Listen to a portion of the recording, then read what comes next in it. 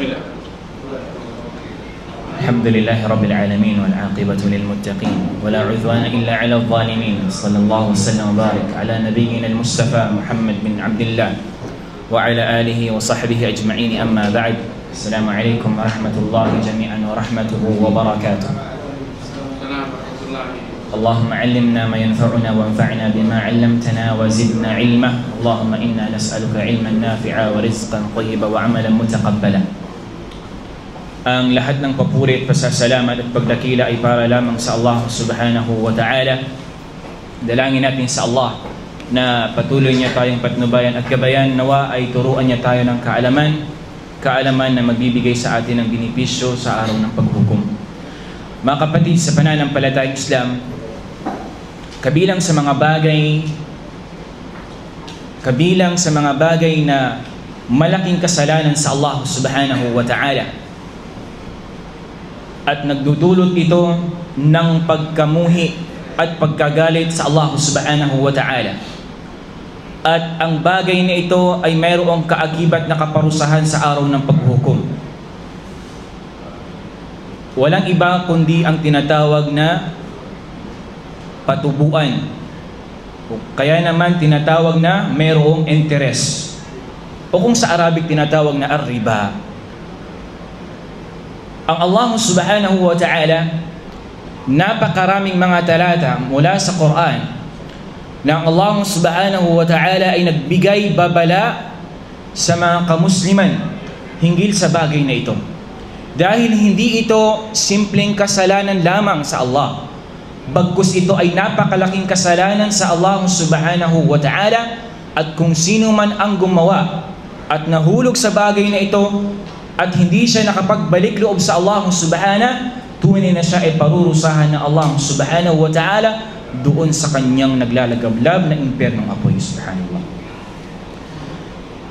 Ang Allah subhanahu wa ta'ala, sinabi niya, Ya ayyuhalladhina amanu taqullaha wa dharu ma baqiya min ar-riba in kuntum mu'minin. Sabi na Allah subhanahu wa ta'ala, o kayong mga mananampalataya sa Allah.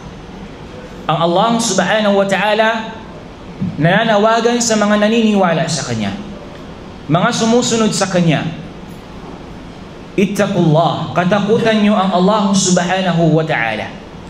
Pagkatapos na sinabi ni Allah na siya ay katakutan, وَذَرُوا مَا بَقِيَ مِنَ الرِّبَا, sabi ng Allah subhanahu wa ta'ala, iwasan ninyo, layuan ninyo ang mga lalabing mga uri ng patubuan sa Islam.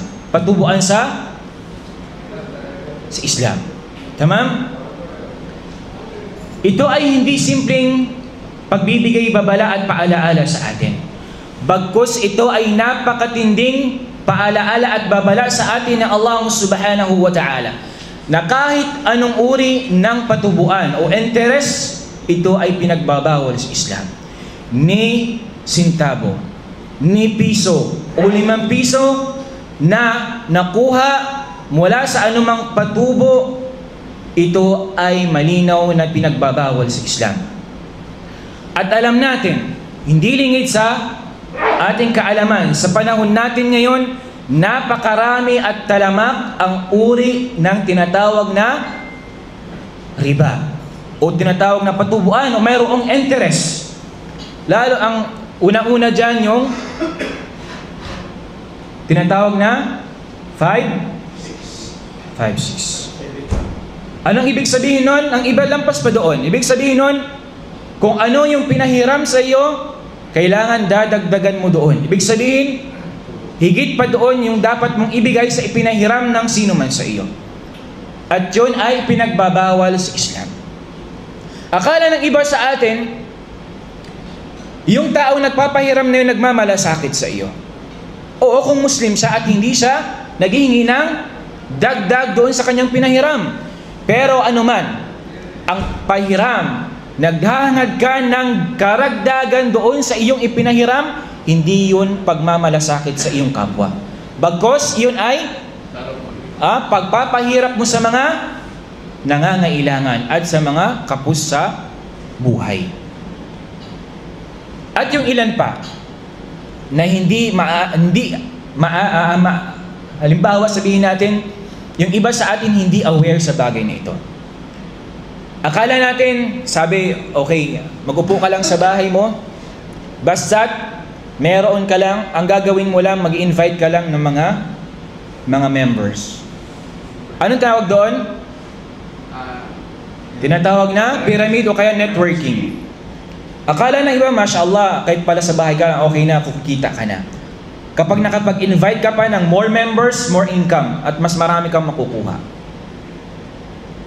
Ito namang kapatid natin, halimbawa, wala siyang alam sa Islam. Hindi niya alam yung mga patakaran at mga ruling sa Islam. Basta kumita at mayroong ibang tustos sa kanyang pamilya, okay na, gora na, sabi niya. Gina agad. Di ba? Subhanallah. Kaya mas mainam sa atin na mas pag-aralan at mas itanong natin kung ano yung mga ginagawa natin. Lalong-lalo na sa mga transaksyon. Okay? Binigyan tayo ng Allah subhanahu wa ta'ala ng isipan, ng utak. Para nang sa gayon, alamin natin kung ano yung ginagawa natin. Tayyib. At sinabi pa na Allah subhanahu wa ta'ala, yamhaqullahu riba wa yurbis sadaqat wallahu la yuhibbu kulla kaffarin athim. Sinabi na Allah subhanahu wa ta'ala, yamhaqullahu ar-riba.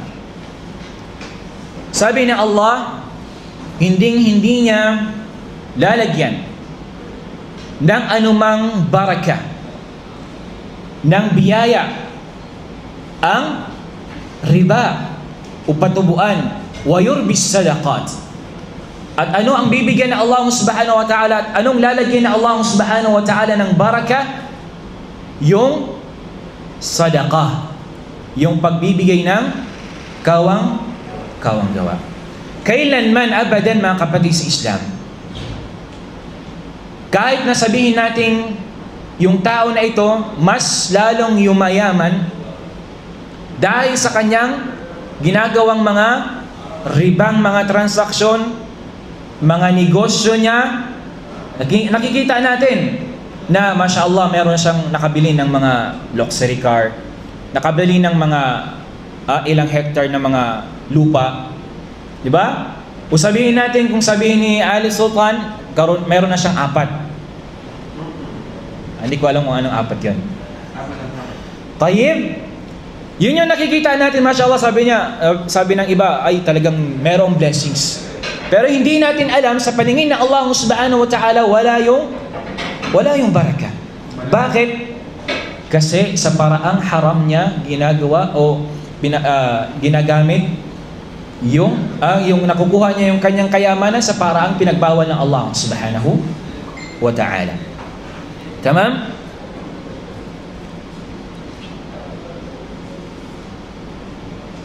Sabi na Allah subhanahu wa ta'ala, وَمَا آتَيْتُم مِّنَ الرِّبَا لِيَرْبُوا فِي أَمْوَالِ النَّاسِ فَلَا يَرْبُوا عِنْدَ اللَّهِ. Sabi na Allah subhanahu wa ta'ala, at anuman ang inyong pinagkaloob mula sa mga riba, mula sa mga patubuan, liyarbu fi amwalin nas, upang sabi niya makadagdag, sabi niya sa yaman ng mga tao, fala yarbu indallah. Tunay na ito ay hindi kikita sa paningin ng Allah subhanahu wa ta'ala. Mga kapatid sa pananampalatayang Islam, okay nang kumita ka ng konti. Okay nang kumita ka na sa paraan alam mo na halal, kaysa naman kikita ka ng marami, pero ito naman ay sa paraang haram. Maari yung mga tao na nakikita natin na mabilis umasenso, pero mabilis din yung pagbagsak. Dahil hindi nilalagyan ng Allah subhanahu wa ta'ala ng baraka yung kanilang pera. Pero makikita natin yung taong sa paraang halal na nakuha yung kanyang kayamanan ay mas nilalagyan ng Allah subhanahu wa ta'ala yung kanyang kayamanan ng baraka. Kaya mga kapatid sa pananampalatayang Islam,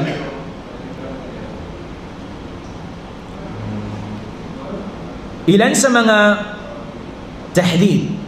Sa hadith ng Rasul sallallahu alaihi wasallam, ibig sabihin ng tahdid, wa'id. Ibig sabihin, pagbibigay babala ng Propeta Muhammad sallallahu alaihi wasallam sa atin mula sa paggawa ng mga bagay na ito. Sabi ng Propeta Muhammad sallallahu alaihi wasallam, "Ar-riba wa in kathur fa inna 'aqibatahu tusiru qalb." Sabi ng Propeta Muhammad, ang riba wa in kathur, ang patubuan, sabi niya, ang riba kahit na ito ay marami, sabi niya, fa inna 'aqibatahu tusiru ila qallin. Tunay na, sabi niya, ang magiging resulta nito ay papunta rin sa pinaka maliit. Kung kaya't mga kapatid sa pananampalataya Islam, bilang isang mananampalataya, kailangan nating maging maingat sa pagninegosyo natin, sa trabaho natin, at lalong higit sa ipapakain natin sa ating mga pamilya. Hindi tayo naaawa sa sarili natin na yung kinakain natin mga riba. Hindi tayo naaawa sa ating pamilya na mawawalang kamuwang-muwang na yun, tapos yung pinapakain mo sa kanila mga riba. At bilang isang mananampalataya, kailanman hindi natin dapat kainggitan yung mga taong nakikita natin mas mabilis umaasenso pero sa paraang haram. Hindi yung dapat kainggitan, dahil tunay na hindi sila magtatagumpay. La wallah, hindi magtatagumpay yung mga taong ang kanilang hanapbuhay, ang kanilang transaksyon ay nanggaling sa haram. Sino ba ang nakita natin sa mga sahaba ng Rasul sallallahu alaihi wasallam na gumawa nito? Wala.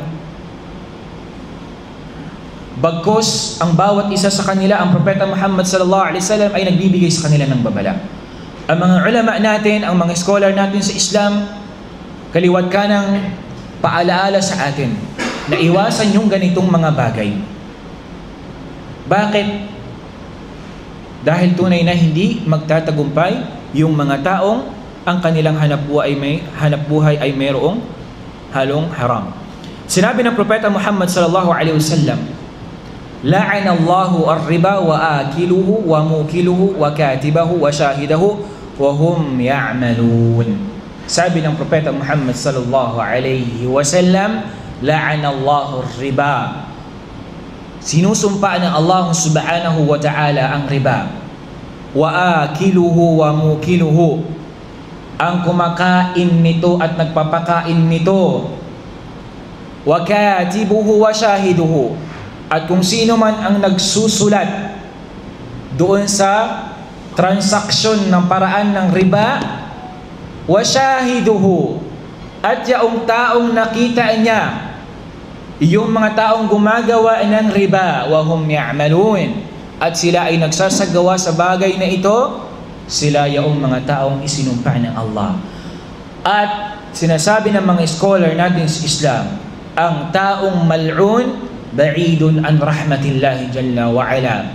Ang taong isinumpa ng Allah subhanahu wa ta'ala, sila ay napakalayo sa awa, rahma ng Allah subhanahu wa ta'ala. Wallahu a'lam, wa sallallahu ala nabiyyina Muhammad wa ala alihi wa sahbihi ajma'in.